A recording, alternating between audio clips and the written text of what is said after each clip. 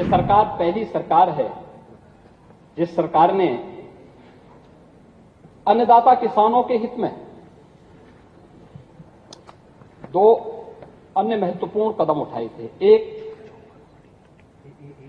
वन्य जीव और मानव संघर्ष को आपदा की श्रेणी में घोषित करना। ये हमारी सरकार ने अपने पहले कार्यकाल में उठाया है। और कोई भी व्यक्ति वह सर्पदंश से मरे, आपके पसंदीदा सांड से मरे, किसी हम तो हमारे लिए तो प्रिय है ही, हम तो नंदी के रूप में पूजा करते हैं सांड, हम तो करते ही हैं। शिवपाल जी क्या आप नहीं करते हैं? क्या करते हैं ना? तो कुछ तो समझाया करो।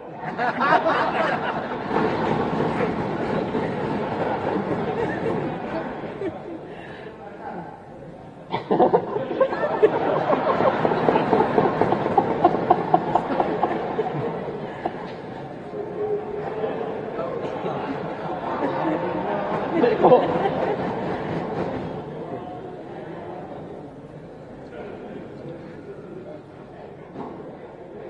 सर्पदंश से, वन्य जीव से, सांड के मारने पर, ये सभी को आपदा की श्रेणी में घोषित करने वाला उत्तर प्रदेश देश का पहला राज्य है। और पहली बार आपने देखा होगा, ठीक है, आपको अवसर नहीं मिल पाया, जनता ने इस लायक नहीं समझा कि आप कर नहीं सकते, इसलिए कहा कि भाई आप बाहर जाइए।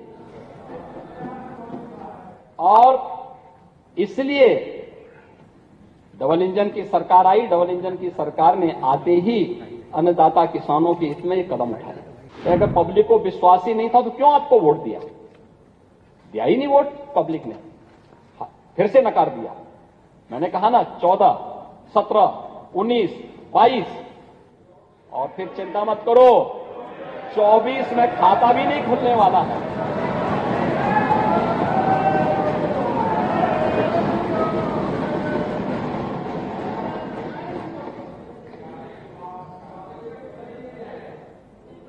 चौबीस में डबल इंजन की सरकार फिर से रिपीट करेगी, और मैं फिर इस बात को कहता हूं, मैं तो फिर से कह सकता हूं कि चच्चो अभी से रास्ता तय कर लो अपना।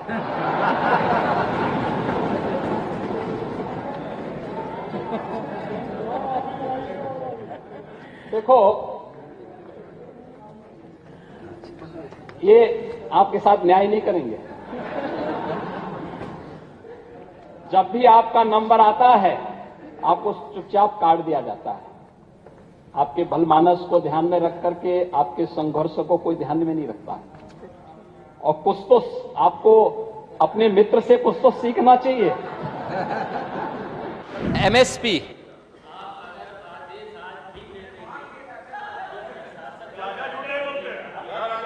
कभी क्रैश केंद्र पे जाएगा ही नहीं, किसान सीधा मंडी में चला जा, आ जाएंगे। आपने और माननीय मुख्यमंत्री जी, आपने देखिए, आपका हम सम्मान मेरे करते हैं। साथी को जल्दी शपथ दिला देना ना, जो मेरे ही साथ आ जाए। हाँ, ठीक है।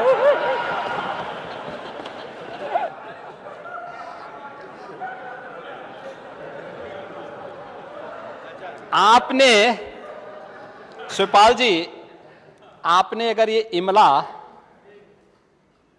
सत्ता में रहते हुए भतीजे को पढ़ाया होता ना, तो संभवतः कुछ अन्नदाता किसानों का हित हो गया होता। लेकिन भतीजा है कि सुनने को तैयार ही नहीं आपकी बात को। तो इंजीनियर हो गए, फिर मुख्यमंत्री हो गए।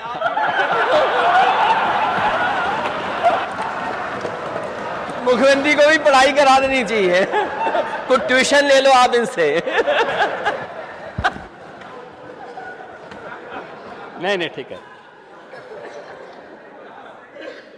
गेहूं खरीद जो हुई थी 12 से 17 के बीच में 19,02,000 किसानों से 94 लाख मीट्रिक टन हुई थी। 12,800 करोड़ रुपए का भुगतान हुआ था।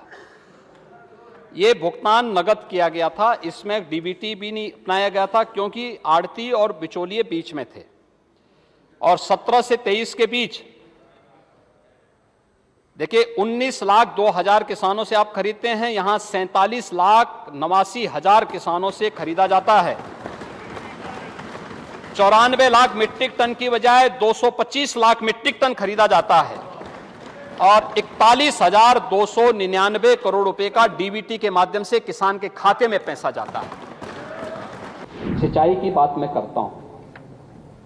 मैं मानता हूं कि वहां 12 से 17 के बीच में चाचा भतीजे के बीच में द्वंद्व का शिकार उत्तर प्रदेश के लोग होते रहे और यही कारण था कि भतीजे को लगता था कि कहीं ऐसा ना हो कि चाचा हावी हो जाए, इसलिए पैसा ही नहीं देते थे, पैसा ही नहीं देते थे। परिणाम था सिंचाई 12 से 17 के बीच में आ रहा हूं बहुत चिंता मत करो, आपकी सारी जिज्ञासाओं को दूर कर दूंगा एक झटके में, एक एक करके। 8 परियोजनाएं पूर्ण हो पाई थी 12 से 17 के बीच और 17 से 22 के बीच में हम लोगों ने 20 परियोजनाओं को पूरा किया है। सिंचन क्षमता 12 से 17 के बीच में 1,95,900 हेक्टेयर को हुआ, 1,95,900 हेक्टेयर और 17 से 22 के बीच में 23,17,000 हेक्टेयर भूमि को सिंचाई के सुविधा प्राप्त हुई है, जिससे 44 लाख किसान सीधे सीधे लाभान्वित हुए। वही मैं कह रहा हूं ना, तो देखिए सच्चाई हमेशा थोड़ा कड़वी होती है और सत्य को स्वीकार करने की सामर्थ्य भी होनी चाहिए। प्रदेश के अंदर अन्य जो कार्य हो रहे हैं इनको अच्छे लगते हैं। मुझे आश्चर्य होता है, नेता विरोधी दल कहते हैं कि उत्तर प्रदेश में कहां पे फ्रेट कॉरिडोर है, डेडिकेटेड फ्रेट कॉरिडोर। मुझे आश्चर्य होता है आपके इस जनरल नॉलेज के लिए। मुझे तो आप पर मुझे तरस आती सचमुच। दोनों eastern and western dedicated freight corridor दोनों उत्तर प्रदेश से होकर के जा रहे हैं। मैं कहता हूं डेडिकेटेड फ्रेट कॉरिडोर जिस पर कार्रवाई प्रारंभ होनी चाहिए थी और इस पे तेजी लाने का काम कोई किया तो ये मोदी सरकार की है।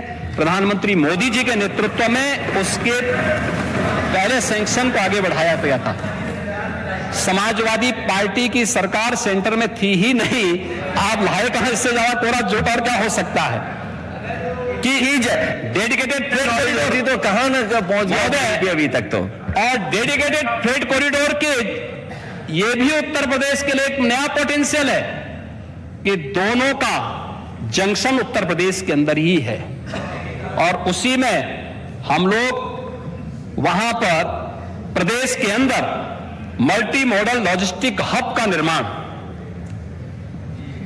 दादरी में और बोड़ाकी में मल्टी मॉडल ट्रांसपोर्ट हब के निर्माण की कार्रवाई भी प्रदेश सरकार वहां पे कर रही है। इन लोगों ने किस तरीके से प्रदेश के अंदर, मैंने लोहिया आवास की सच्चाई आपके सामने रखी और अभी इनके कुबेर के खजाने का भी सच्चाई सामने रख दी है। कह रहे थे हमने इतना पैसा दे दिया कि किसान आत्महत्या कर रहा था।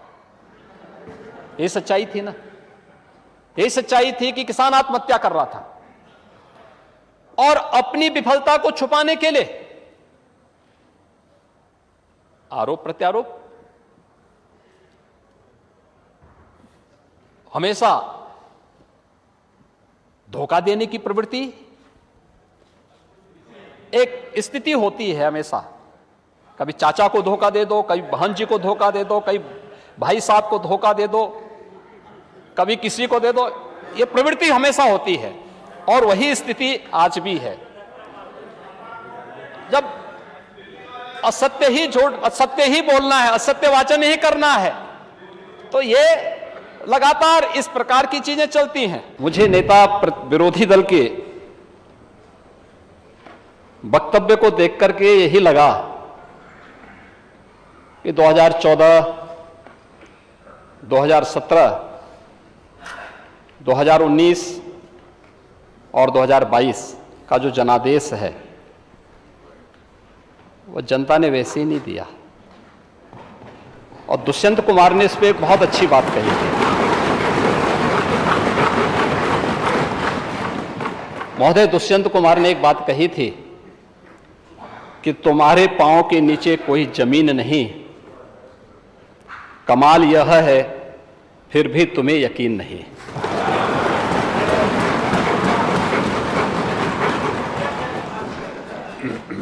उन्हें जमीनी हकीकतों की कोई जानकारी नहीं है। और तुलसीदास जी ने बात कही भी, समरथ को नहीं दोष गुसाएं। ऐसे ही लोगों पे बातें अक्सर से सही बैठती हैं, क्योंकि जो लोग जन्म से चांदी के चम्मच में खाने के आदी हैं,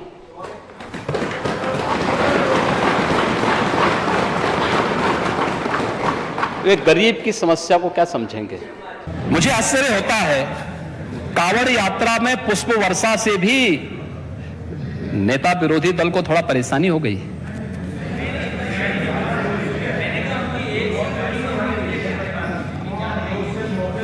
आपने तो कांवड़ यात्रा को बैन ही कर दिया था, हमने तो चालू कर दिया। और हमारी सरकार है कि हरेक को सुरक्षा दे रही, किसी के साथ भेदभाव नहीं। यही सरकार है कि संवाद बनाती है, सड़कों पे कोई नमाज नहीं होती है, सड़कें आवागमन के लिए नहीं। मैं आ रहा हूं ना, जन्माष्टमी को भी आप लोग रोक दिए थे जी। अरे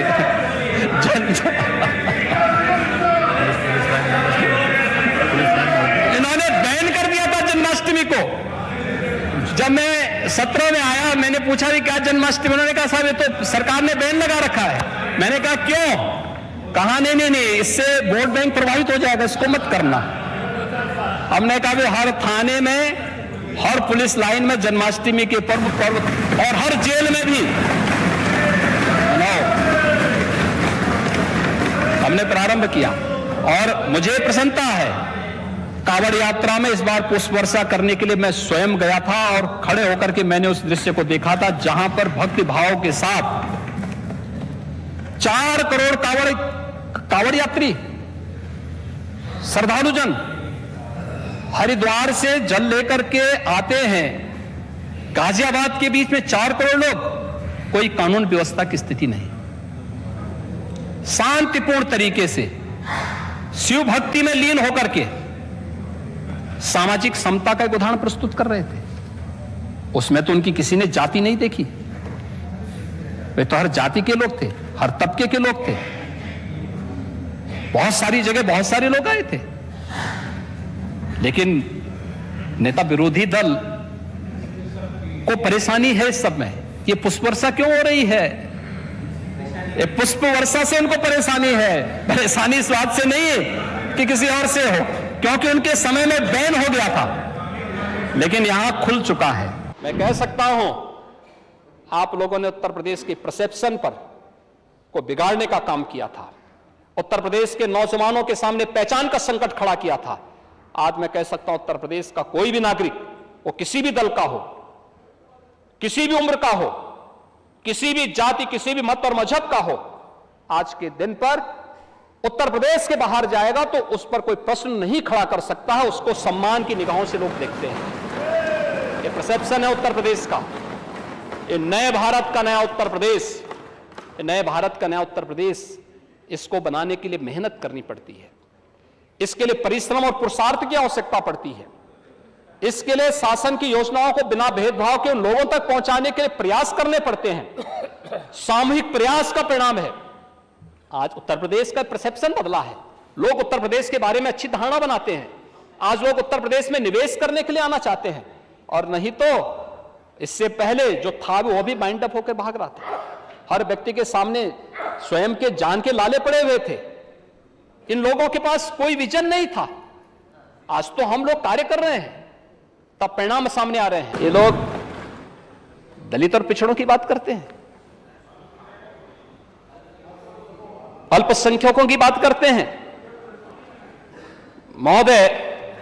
और यही नहीं, डबल इंजन सरकार ने एक और काम किया है। प्रयागराज में भी एक भूमाफिया की जमीन को मुक्त करा करके 76 गरीबों को वहां भी आवास दिया है।